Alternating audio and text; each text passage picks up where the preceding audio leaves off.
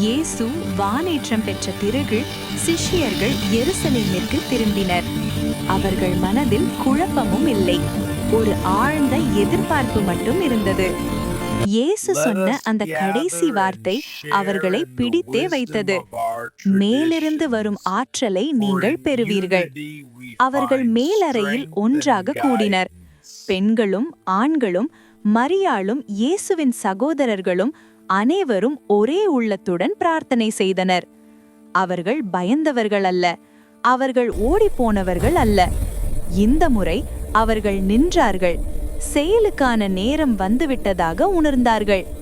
வெளியில் உலகம் அவர்களை மறந்திருந்தாலும் அறைக்குள் தேவன் ஒரு புதிய ஆரம்பத்தை தயார் செய்திருந்தார். அவர்கள் காத்திருந்தார்கள். நாட்கள் சென்றன, ஆனால் நம்பிக்கை குறையவில்லை. ஏனெனில் அவர்களுக்கு அறிவிருந்தது, இயேசு சொன்ன வாக்கு ஒரு நாள் கூட தவறாது.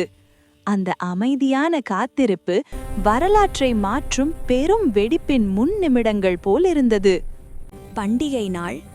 சிஷ்யர்கள் அனைவரும் அதே மேலறையில் ஒன்றாக அமர்ந்திருந்தார்கள். அந்த அறை அமைதியாக இருந்தது. ஆனால் அந்த அமைதி ஒரு நிமிடத்தில்தான் மாறப்போகிறது. திடீரென்று வானத்திலிருந்து ஒரு பெரும் சத்தம், காற்று வீசியது போல். ஆனால் ஒரு ஜன்னலும் திறந்திரவில்லை.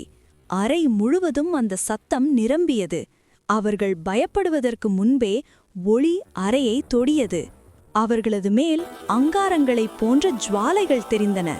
அது தீ அல்ல, ஆனால் உயிரோடிருந்த ஒளி, பரிசுத்த ஆவி அவர்கள் மேல் வந்தார். அவர்கள் புதிதாய் பேசத் தொடங்கினர். அவர்கள் அறியாத மொழிகள் அவர்களது வாயிலிருந்து எழுந்தன. புரியாத வார்த்தைகள் இல்லை, அனைத்து நாடுகளின் மொழிகள். வெளியிலிருந்த மக்கள் அதிர்ந்தனர். இது எப்படி? அவர்கள் எங்களின் மொழியிலே பேசுகிறார்கள். அந்த நாள் பெரிய அதிசயம் நடந்தது. சிஷ்யர்கள் பயந்தவர்கள் இல்லாமல் சக்தியுடன் நிறைந்தவர்களானார்கள். பரிசுத்த ஆவியின் வருகையால் எருசலேம் நகரம் முழுவதும் கலக்கம். பலர் வந்து சிஷ்யர்களை பார்த்து சொன்னார்கள், இவர்கள் ஏதோ மது குடித்திருப்பார்கள். அந்த நேரத்தில் பேதிரு எழுந்தார்.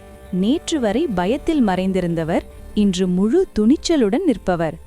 அவர் பெரும் சத்தமாக சொன்னார், நாங்கள் மதுவில் இல்லை, இது தேவன் வாக்குத்தத்தம். யோவேல் தீர்க்கதரிசி சொன்னபடி ஆவி எங்கள் மேல் இறங்கினார். பேதிரு அனைவருக்கும் இயேசுவின் வாழ்க்கை, மரணம், உயிர்த்தெழுதல் அனைத்தையும் அறிவித்தார். அவர் சொன்னார், நீங்கள் சிலுவையில் அறைந்த இயேசுவையே தேவன் உயிர்த்தெழுப்பினார். அந்த வார்த்தைகள் மக்களை ஆழமாக தாக்கின. அவர்கள் கேட்கத் தொடங்கினர், அண்ணங்களே, நாங்கள் என்ன செய்ய வேண்டும்? பேதிரு பதிலளித்தார், மனம் திரும்பி இயேசுவின் நாமத்தில் ஞானஸ்நானம் செய்யுங்கள். அந்த நாளில் 3000 பேர் விசுவாசத்தில் இணைந்தார்கள்.